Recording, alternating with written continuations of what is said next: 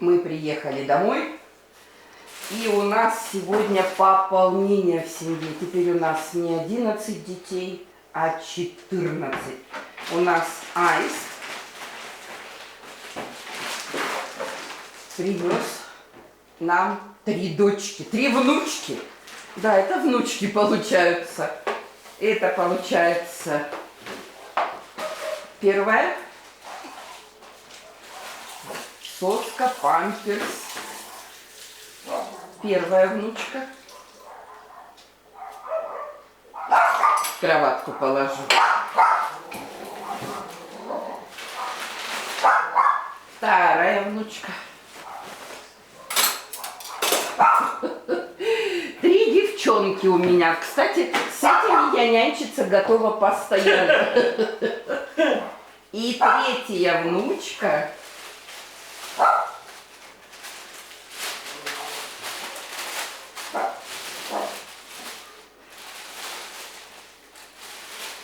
Простите, я ее за ногу. Ой.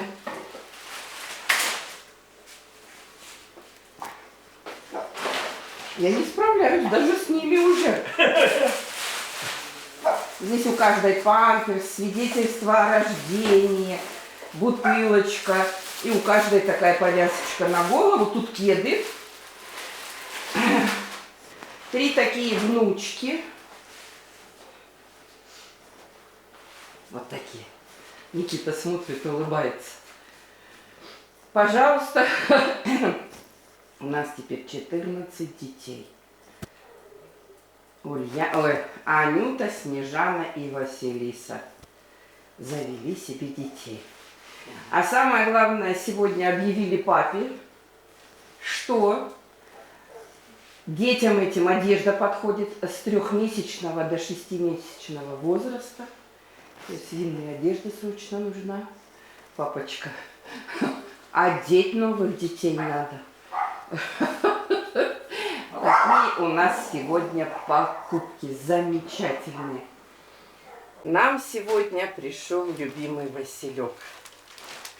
Очень такая большая посылка. Я сейчас все раскрою, освобожу от ненужных пакетиков и покажу вам, что мы сегодня получили. Начну с такого мелкого, которое рекламировать не нужно. Заказали мы 1, 2, 3, 4, 5, 6 разных наволочек. Очень часто где-то дети одевают на запасные подушки. Первое, что буду показывать, это наволочки. Заказала наволочки 70 на 70, 196 рублей. На ней очень нежно смотрятся набитые, такая ваниль, белый танец. 70 на 70. Красивая наволочка. Наволочка стоит 196 рублей. Так, дальше. Наволочка Лидер. Тоже 70 на 70. 180 рублей стоит. Ну, такая мальчишкам для разнообразия. Футбол, хоккей, да? Хоккей. Красивая. 70 на 70. 180 рублей.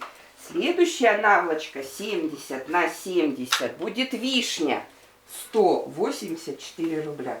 Но сама наволочка говорит за себя. Дети часто летом спят на улице. То есть им нужны разные такие простые наволочки. Мышиная семейка 110 рублей. Тоже 70 на 70. Такая яркая, красивая. Полностью семья. И бабушка, и папа, и мама, и дети. Красивая такая наволочка. Наволочка ассорти.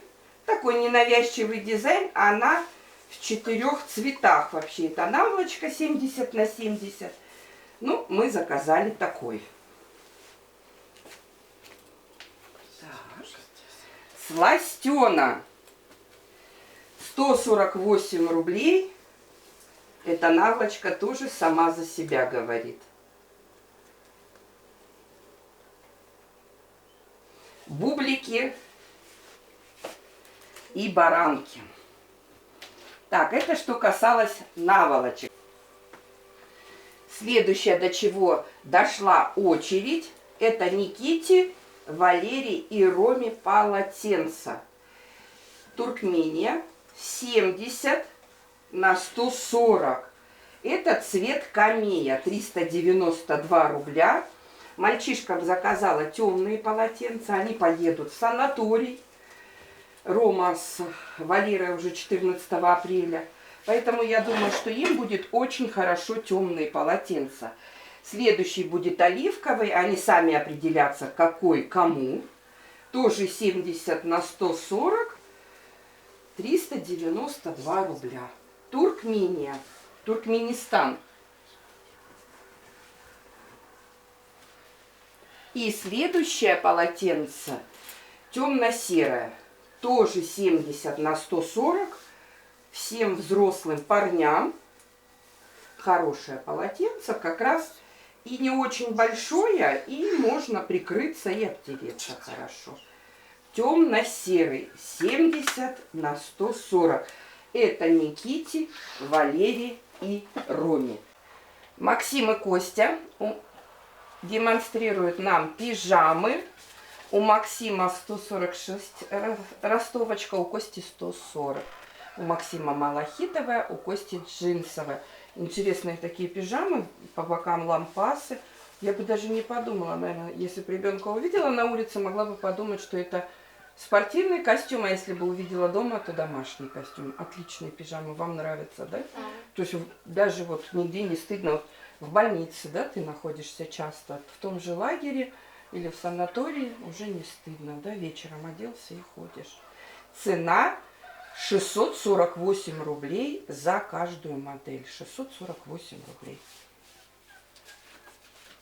Василиса и Ульяна, у них шортики такие домашние, да, и в лагерь, да, наверное, пойдут, да. Красная клетка у Василисы, а у Ульяны сине-красная крупная клетка. 370 рублей, 378 рублей каждая пара стоит. 46 размер, отлично. Повернитесь, пожалуйста. Отлично, хорошие шортики. Спасибо, девочки.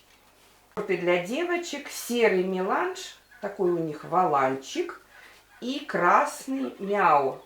Хорошие такие шортики. У тебя киска с бантиком, да? 167 рублей. У Снежаны рост 116, у Анюты 128. Спасибо, девочки. Задача усложнилась. 3 деток. Снежана. Шорты 116 рост. Цвет коралловый. С ромашками. Покажи ромашечки на шортиках. И воланчики вот у них такие.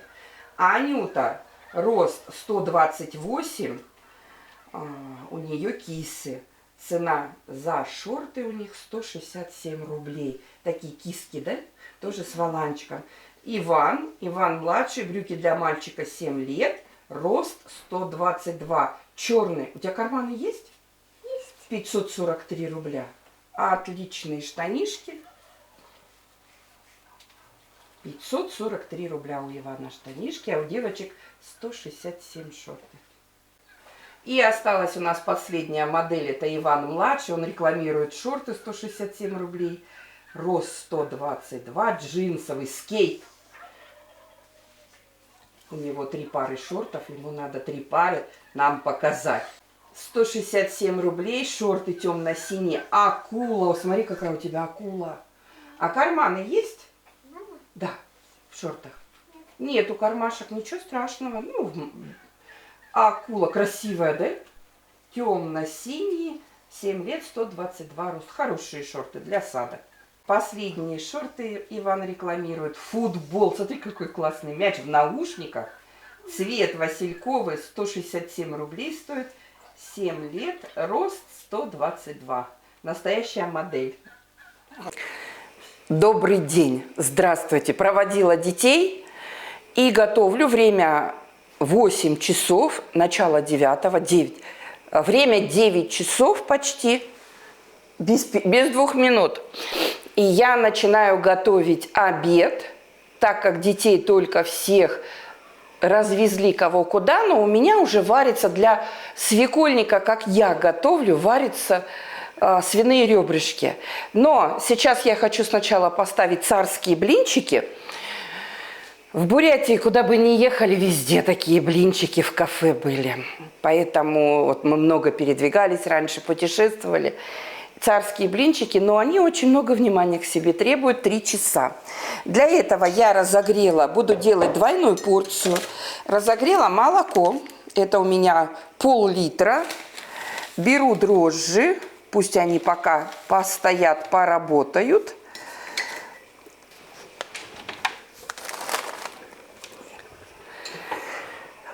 Завожу тесто в кастрюльке, потому что тесто будет хорошо подниматься. Здесь еще взяла часть дрожжей, часть молока, а эту часть оставлю до замешивания. Взяла часть молока и сюда добавляю. Сюда добавляю сахар, оставшийся, который мне надо.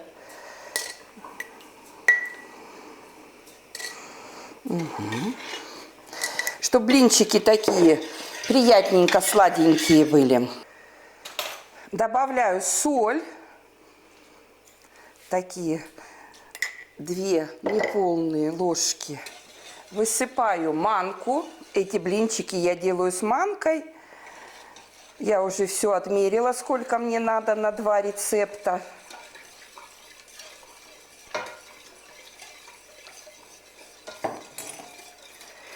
Начинаю частями вводить муку. Оп. Все, высыпаю всю муку и буду ее замешивать. Выливаю свои настоявшиеся дрожжи, которые поработали хорошо. И теперь замешиваю вот это тесто царских блинчиков. Куда мы не ездили в Бурятии. Вот ездили, путешествовали в сторону Дальнего Востока. Блинчики эти во всех кафе. Именно в Бурятии, именно по Бурятии. Сюда, когда ехали, вот пока шла Бурятия, везде эти блинчики царские были. Там-то они мне очень не понравились. Такие были толстые, вкусные. И вот это тесто я оставлю на час. И каждые 30 минут буду заглядывать. А вдруг поднялось, вдруг надо подмешать его, чтобы оно не убежало. Закрою просто полотенцем. Можно, конечно, пищевую пленку. И здесь на столе оставлю для того, чтобы контролировать процесс. Ну, а сейчас пока уберу быстренько все за собой.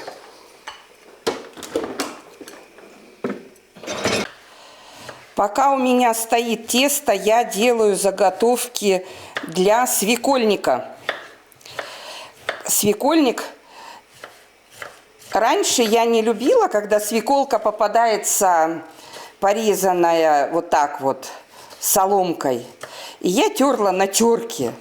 Ну, а теперь все-таки делаю ее соломкой, режу. И поставлю на сковороде, пусть готовится под крышкой. Обязательно под крышкой, потому что идет прям, всегда идет, брызги идут такие.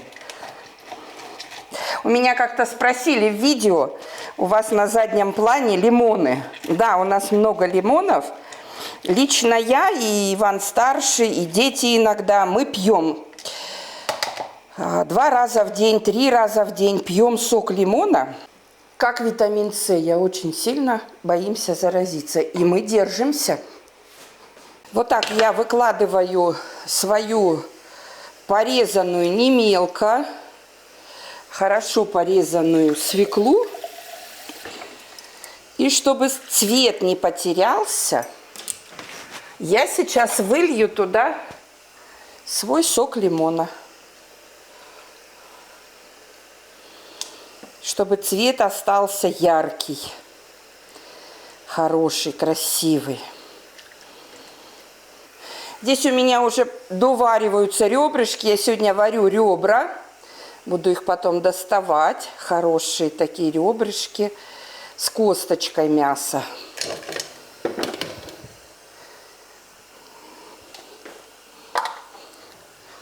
Ну, а пока все готовится, можно делать и зажарку. Морковь можно не добавлять, я добавляю. Все равно вот такой вкус, цвет, запах придает. Я добавляю морковочку.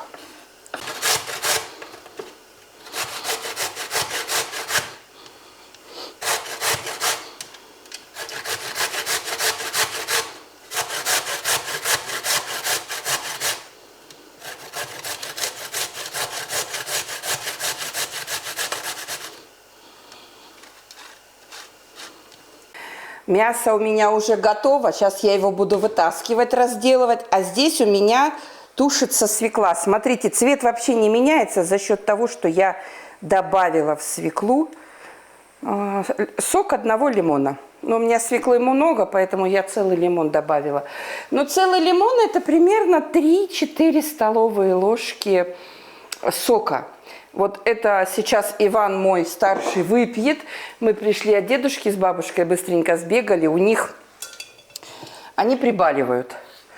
И вот мы сейчас сразу, я уже выпила. Выдавливаем сок одного лимона. Не знаем, пока держимся. Витамин С. Вчера не пили, лень было. Ну а так вот делаем и пьем. Картошечку я режу кубиками. Свекла будет соломкой, а картошечка кубиками. Для картошки добавляю немало я лично в этот суп. Потому что в супе, в свекольнике, ничего нету, кроме картошки, свеклы и зажарки. Поэтому картошечки так, ну, чтобы ее видно было, добавляю. Пусть пока в водичке постоит своей. Все. Прошел час после того, как мы поставили. Если бы дрожжи были такие живые, я бы 2 часа держала. Ну, а тут часа достаточно на сухих. Теперь я взбиваю яйцо.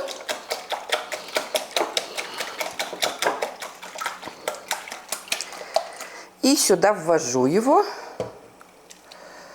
Угу. Так.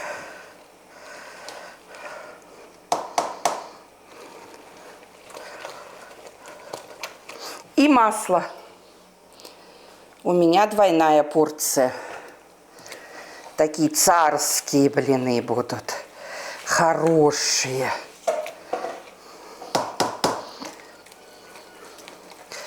Хорошо размешиваю. И сейчас буду заливать кипяток, молоко. Молоко, которое осталось у меня, я оставляла.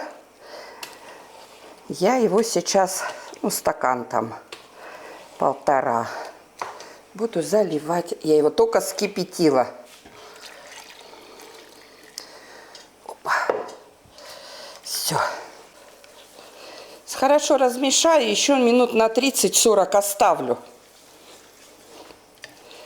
Тесто получается такое воздушное, хорошее. Мясо я вытащила, сейчас я его разделаю. Выкладываю картофель в свой свекольник.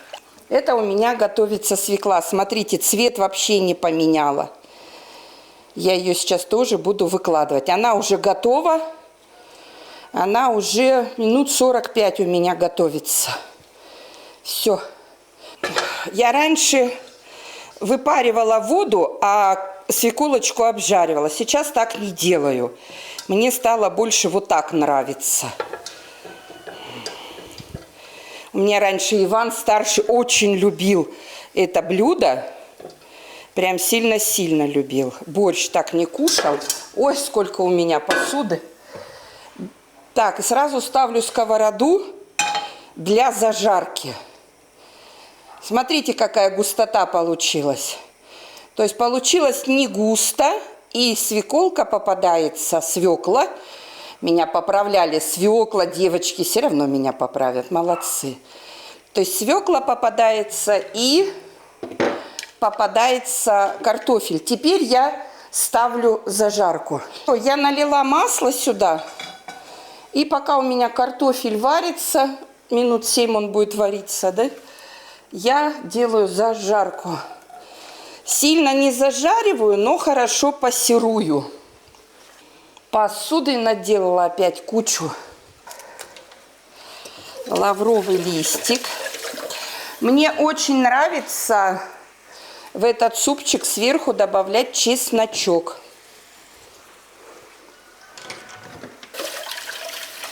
Все, лучок уже доходит. Теперь морковь. Морковь добавляю.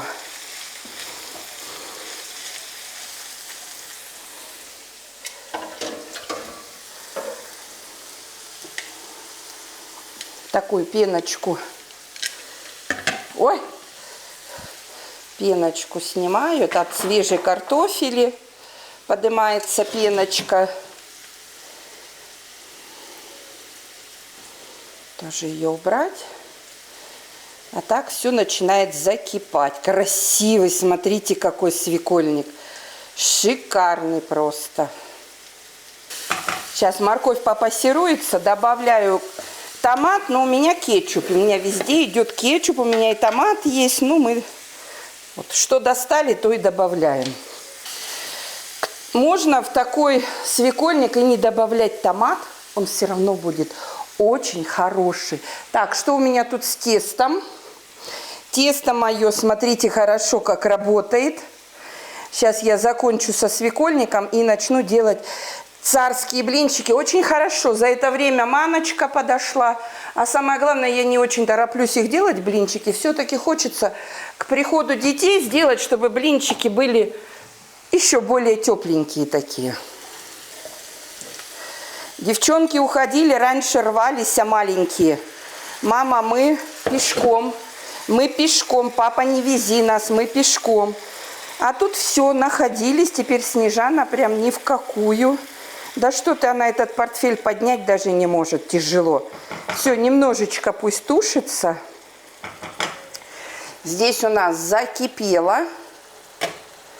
Картофель сейчас 5-7 минут и будет готов. Ну, 7.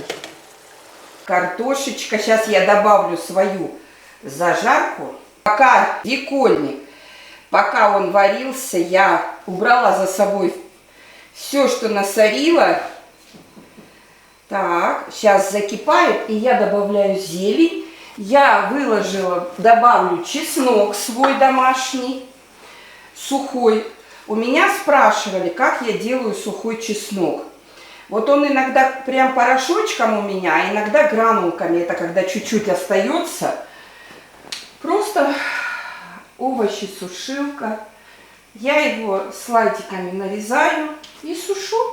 Сильно только не пересушивать его обязательно, потому что он потом тяжело разбивается измельчителем. Я в измельчителе его прям потом делаю, и все хорошо. Мне очень понравилось, я теперь буду всегда так заготавливать в больших количествах. Обычно я чуть-чуть сделала, а в этом году очень много сделала. Так, и зелень. У меня здесь зелень, укроп замороженный и петрушечка. И чуть-чуть, много зелени не добавляю. Все, свекольник мой готов. Смотрите, какой красивый, цвет яркий.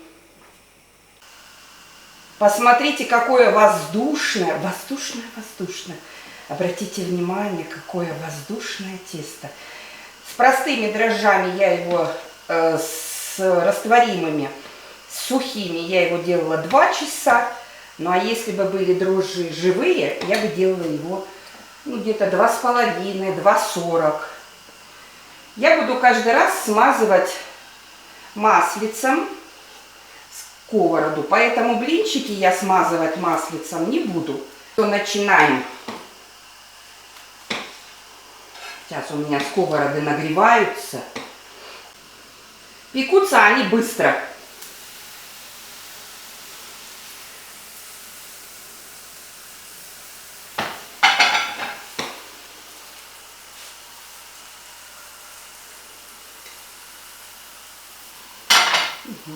Посмотрите, какие пузырчатые сразу становятся. То есть они как воздушные вообще. Смотрите, как они хорошо отходят. Нету никакого первого блина комом.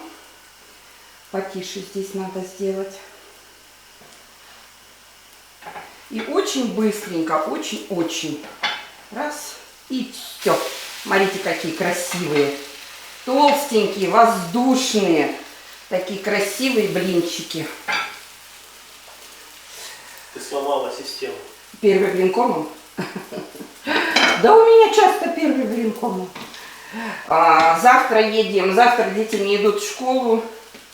В среду мы ездили с мальчиками. Возили Никиту, Рому, Максима, Костю и Ванечку. Что-то у нас происходит. Ну, мало того, что у нас сгорел дом с детками,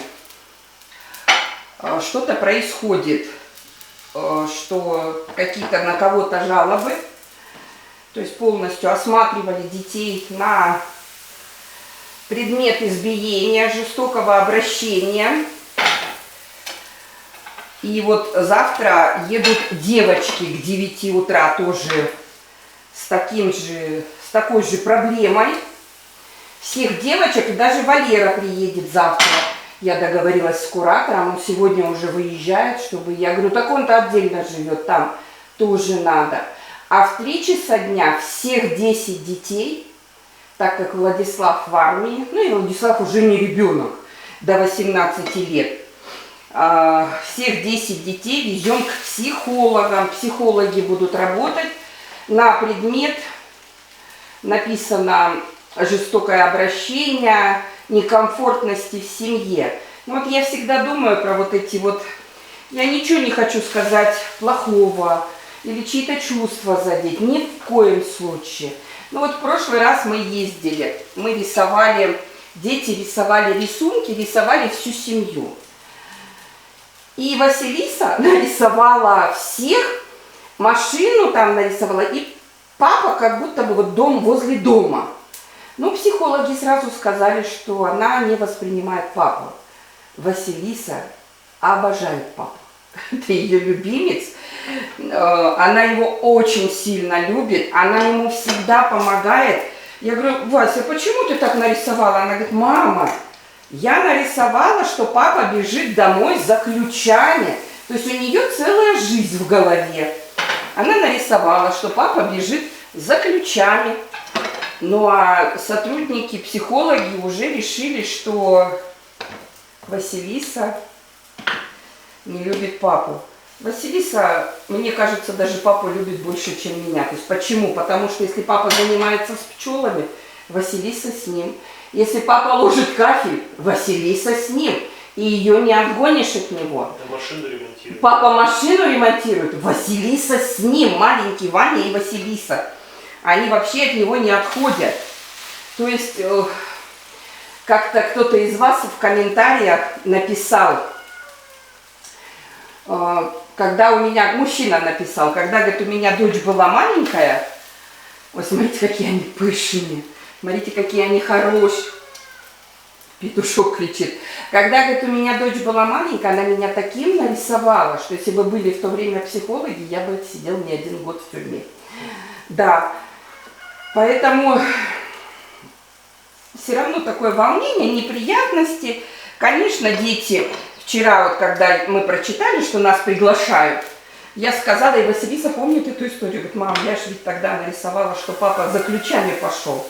Вы тоже, вот кто-то писал, мукбанги наши смотрят, и Валера сидит вот так.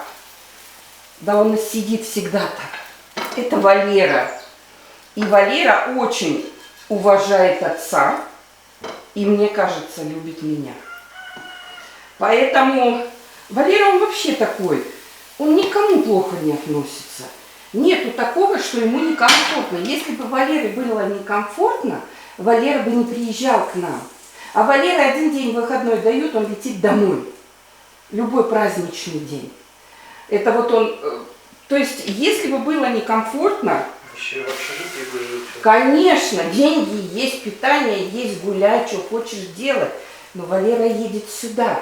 на мукбанге написано, что Валера вот так сидит, это значит полностью огораживается от отца, не хочет с ним контактов или еще что-то. Понятно, психология дело сильное, но все-таки... Ну, не точно, я думаю. Но судя по тому, вот как мы встретились вот с такими вот, еще что скажу, самое страшное. Ну, как мне сказали, что если ребенок рисует человека, маму без рук, это значит, мама очень сильно избивает ребенка. И это сказали точно, вот прям точно. Однажды прибегает Снежана ко мне, но она там не меня рисовала, да.